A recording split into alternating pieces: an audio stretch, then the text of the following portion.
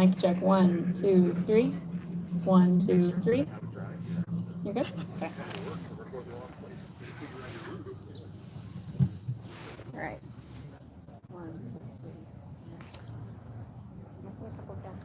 Anybody else? Got it. Okay. Chris, are you supposed to be here? Chris is supposed to be here, yes. Well, come on, Chris.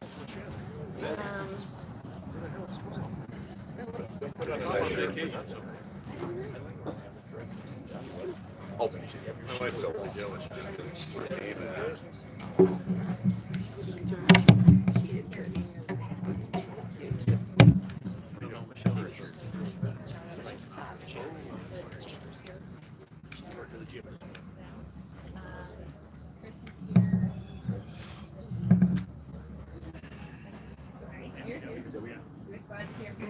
Where's Frederick? We were expecting. He was here. Not vacation. Okay.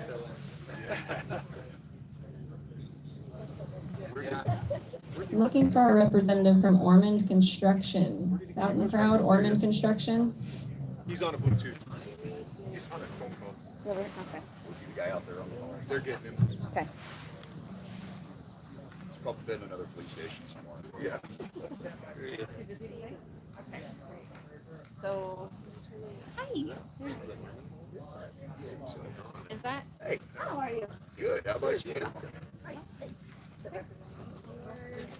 Oh, we could probably rip up all under here and get better cluster here. Your side or what? Good to go?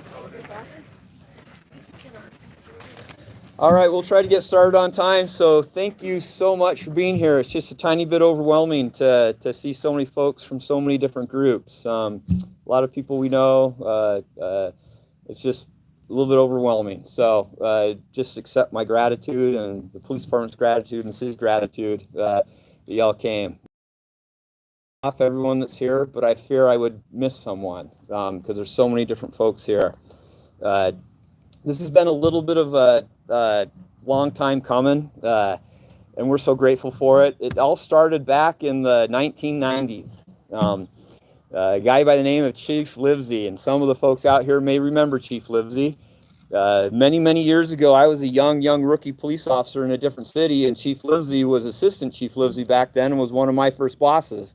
And then he came to Idaho Falls, and he started this this concept that I did in the late 1990s. After that, Chief Roos took the baton, and they did a lot of really great work. They formed a citizens committee. The committee worked really hard. Some of the people from that committee way back then, I think it was in the 2006, 2007 range, somewhere in there. They did a needs assessment. They had a whole bunch of stuff, and it got going, and then it just didn't quite get done. And then Chief McBride took it on for 4 years and did another needs assessment, and another study was done, and more work was done. And there was this huge foundation over all these years and decades of people working so hard so we could be here today. Mayor Casper, she kind of assignment, hey, go get this done about 5 years ago, and she has been so incredibly helpful through the entire process, through helping to form another citizens committee, to being at all those committee meetings, to giving advice in her council and shepherding it through all the different procedures that we had to go through. It's just been incredibly supportive. The Idaho Falls City Council, our City Council President, Michelle Zeal-Dingman, way back when she wasn't the president, she was the liaison to the police department, and she got the first funding for us to even do a study in about 2015 as we started this new process.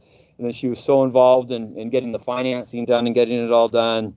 Tom Halley, who was part of it from the very beginning and worked so hard through the entire time. Jim Francis and Jim Freeman, who are our city council liaisons as we were getting it done, and were so supportive and helped us out. Lisa Burtonshaw, who came on afterwards, but it continued to help and to continue to make it work. We had a citizens committee chaired by Committee President Chris Lee, and they were so incredibly helpful. And I see a lot of people here that were on that committee. They worked so hard.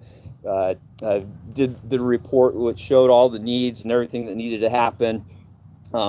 Things lined up, and so many people, the city staff, our municipal services, Pam Alexander and her folks, for for the financing, Chris Frederickson and the public works folks who actually built things and did all the contracting. Our city law department, Randy Fife, it's complex legal work with bond councils and all those different things. Community development with Brad and all the work they did. So many people, an entire city team effort to get us to this day. And I just don't know how to express the gratitude and appreciation that I have, and that I think that the people in the city of Idaho Falls and our employees have. I was told I could only take 5 minutes. I'm going to take 7. I'm sorry. And if you have to shut off the mic and play the music, that's great. And hopefully enough folks know me, is I'd really try hard not to pander. And so what I'm about to say is as sincere as I can possibly be. I've been in law enforcement over 4 decades, 30 years. I've worked in multiple states and I've worked in multiple cities. I've traveled with law enforcement professionals all over the country. I have very close friends that are chiefs or officers from coast to coast. And the city of Idaho Falls and the people of Idaho Falls are some of the most unique folks in the world. The support that our city gives to its police department, that the people of Idaho Falls give to the police department, is something that we appreciate so much, and I don't know how to explain the feelings that a lot of us have. Whether it comes to the business community, during the whole pandemic time when we were out working and a lot of other things were shut down, businesses brought food, they brought so many things to the department to give to the officers and the dispatchers. Many members of our community and our business groups formed a foundation, a Greater Idaho Falls Police Foundation, which has been so supportive of the police department. It's just incredible what the business community does. Our nonprofit community, the African American Alliance, they did a barbecue for our officers because they wanted to thank our officers. The Hispanic community and what they do for us. I was at a meeting that was talking about homeless and homeless outreach, and all the nonprofit service providers were talking about the Idaho Falls Police Department and how supportive they were. You know, even our media, and I love our media, I really do. They hold us accountable, which I appreciate. But the media is just fair here, and while they report the facts, we really appreciate that they give us a chance to talk to them, and the media is just fantastic to work here. It is such a unique place, and with all my heart, with all sincerity, I just want to say thank you to the people of Idaho Falls, the people of this community, for the great support you give to the police officers and the dispatchers. I know they feel it. I was talking to a lot of them over the last couple years, and there was a span of almost a full year in which they couldn't go to a restaurant without having some great community member just pay for their lunch. They couldn't get a soda in a convenience store without some community member coming up wanting to purchase their soda. The captains and I, we have a standing lunch appointment where we have our meeting once a week. And it was regularly someone would want to come up and just buy lunch for us because they wanted to say thank you. And those things that come from the community don't happen nearly at that frequency in other communities. So I just want to express my gratitude to the community of Idaho Falls. And then lastly, you know, we're gonna build a professional, a community-oriented police facility, and that's going to be great. But what makes a police department great, what will make that building great, are the people. It's the great employees of the Idaho Falls Police Department. Policing is a people business. It's about people. It's people serving people. And those people that are going to fill this building are what are going to make it great.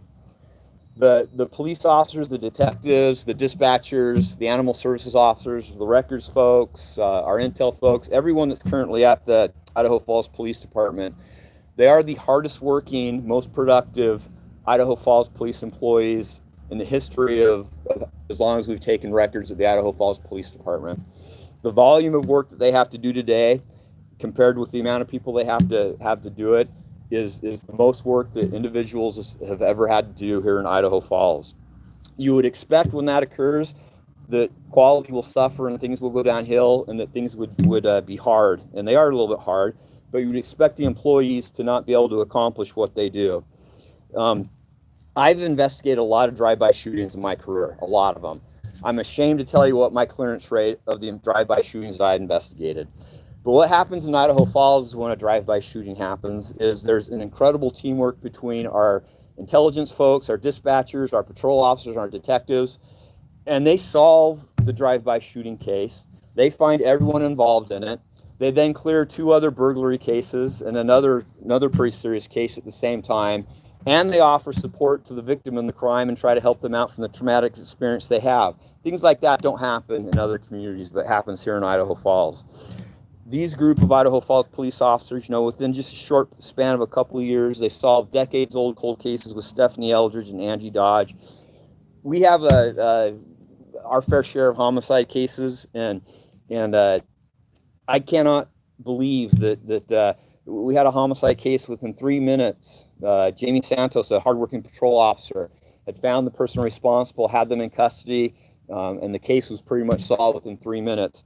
I was teasing our detective bureau a couple days ago because our last homicide, I talked to them, and they really didn't have any leads and nothing was going on. And I woke up the next morning, and within 5 hours of no leads and nothing going on, they had the case solved, suspect in custody, and everything was safe and secure for everyone. That just doesn't happen in most places. So the incredible work of what our officers, our dispatchers, our detectives, our records people, everything they do, I just want to say thank you to them. It's the great people that are going to use this much needed and great facility, and that thin blue line that exists between chaos and evil and the great people of this city, those police officers and dispatchers, they're honored to fill that line and to protect the city. So in conclusion, I just want to express the overwhelming gratitude and how grateful we are for this community, for this city, how grateful we are to get to this stage where we can build this new facility, how grateful I am for the incredible people that I get to work with, and how grateful I am for this city. So with that, thank you very much, and I'll just turn the time over to Mayor Casper.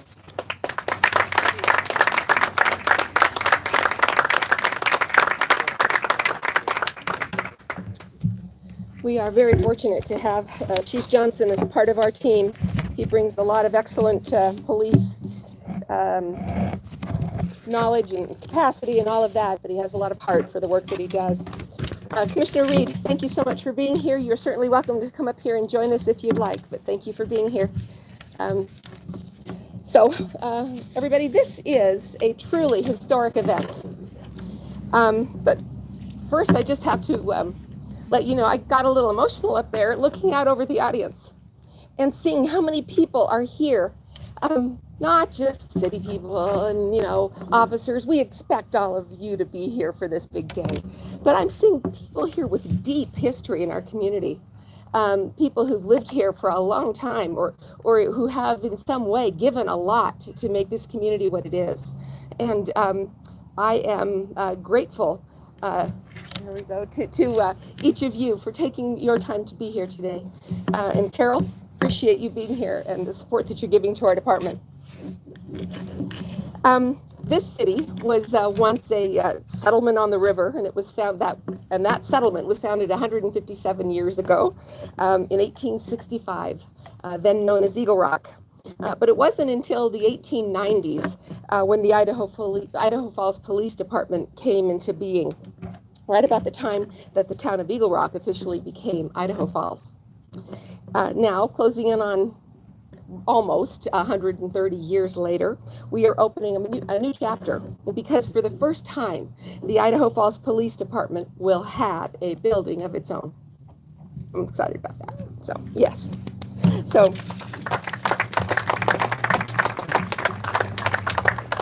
the Idaho Falls Police Complex will serve our entire city. And once finished, Idaho Falls citizens will have a place to connect with police officers.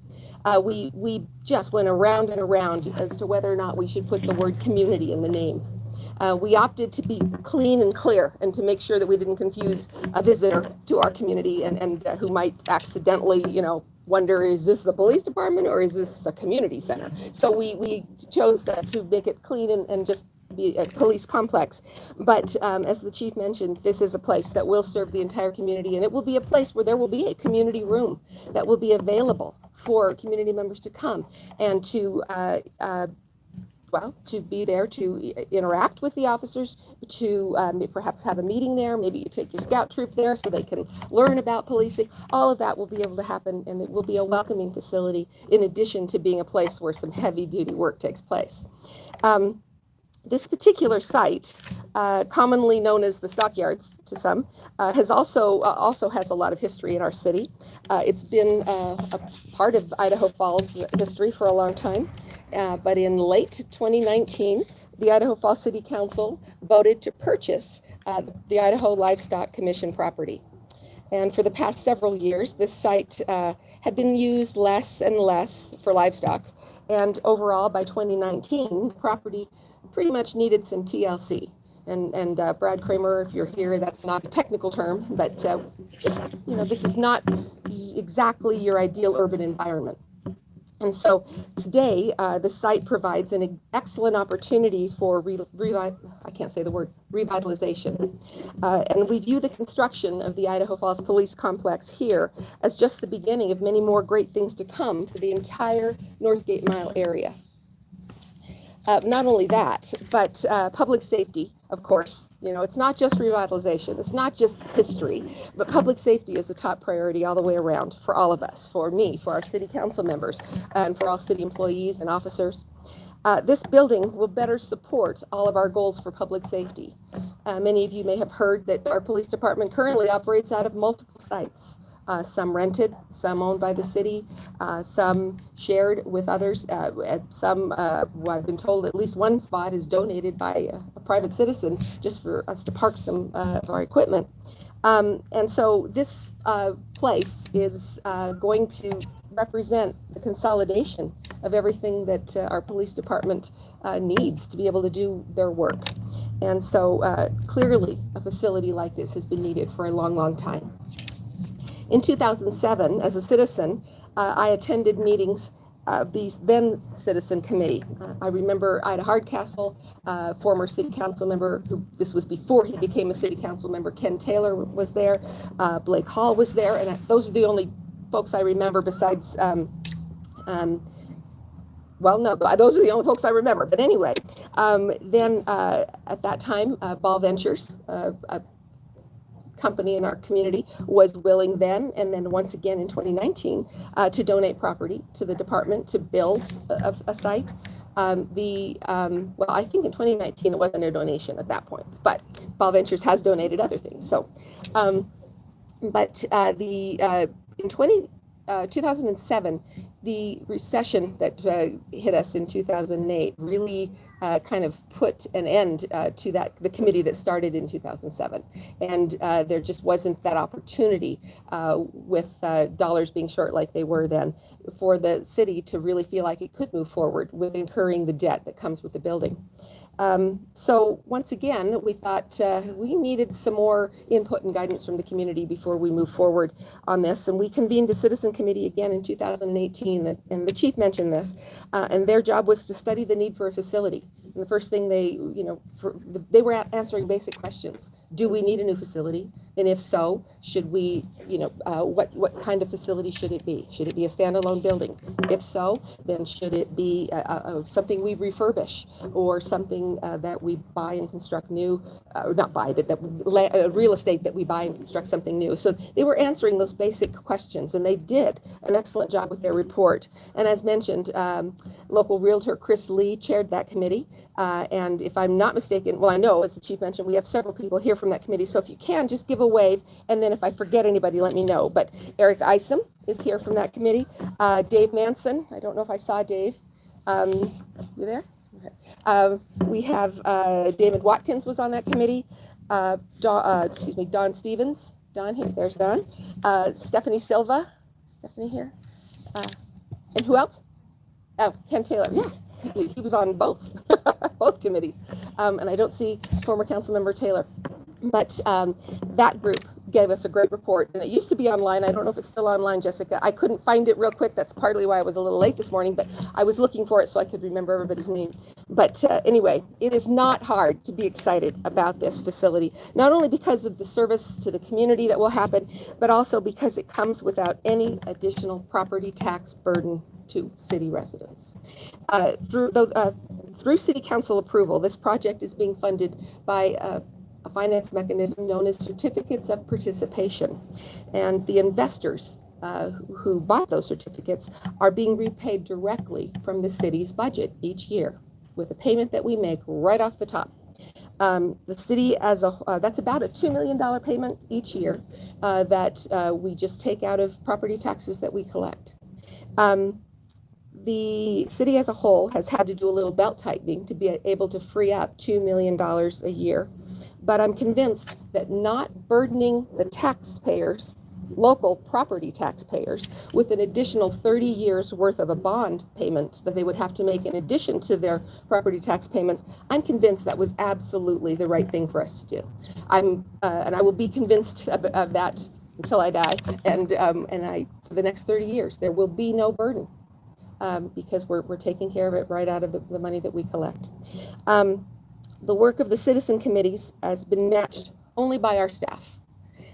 In 2017, we built a new fire station. And I noticed we have several firefighters here today too. Thank you for being here. That's good public safety camaraderie. But we built a new fire station and we sure learned a lot of lessons. And one of those lessons was, why pay someone why use construction dollars to pay someone to provide the expertise that we already have within the city? And so we have had incredible interdepartmental participation on this. This is not just a police department effort. We've got the lessons from the fire department. We have the financial expertise and leadership from Pam Alexander, who is the lead for our municipal services department. Chris Fredrickson, though he's not here today, leads our public works department, but Chris Canfield is the assistant public works director, and he has been the lead on providing project management and excellent and invaluable construction management typing, applying all of his years of experience in helping to get the project through. So we've managed this one internally more so than we've ever done a city project before. And I think it's worked out really, really well. We've been able to direct more dollars to the project and fewer dollars to paying outside professionals. I believe I can speak for just about everyone in the entire city organization to tell you that we are very pleased, but very excited, and I am very proud of all of the people involved and thankful to them as well to begin this construction project, a project that has been years and years and years in the making. And I echo everything the chief said about the outstanding work that is done by this department. This department is a model. We who follow the rules don't see the work that they do.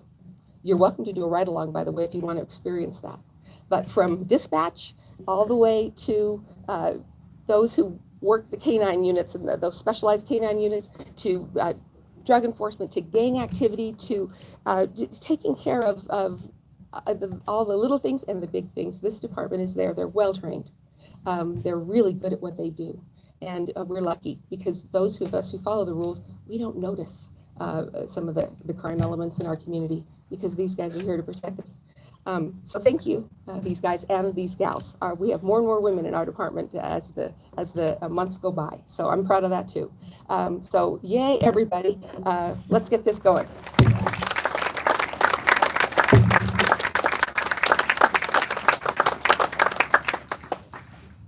We're going to now go over and take our shovels, if you will, please. And I will be right back to take one. Yeah, we're going to or are they just anywhere?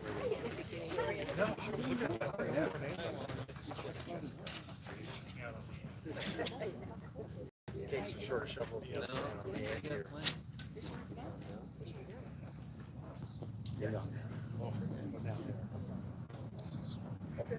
Beautifully done. Quick word about the shovels.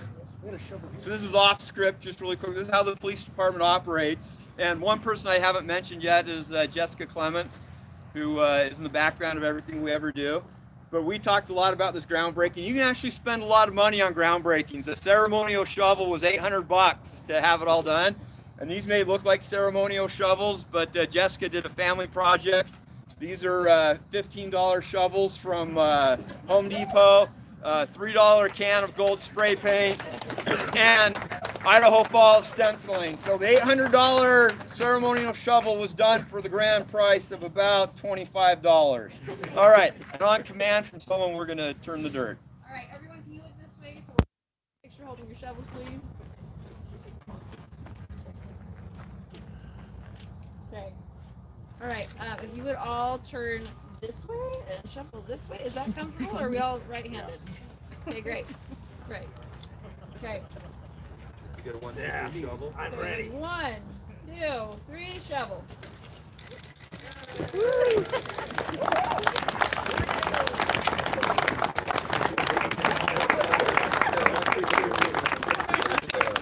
one more picture for everybody. 1, 2, 3. Great. Okay. All right. Thank you.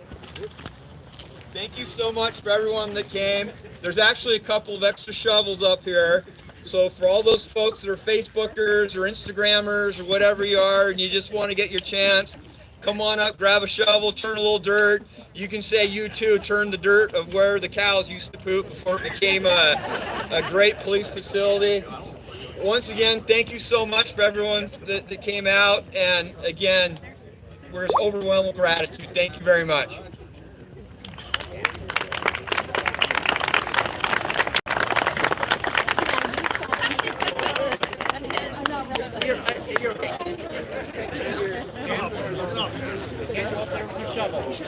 Oh,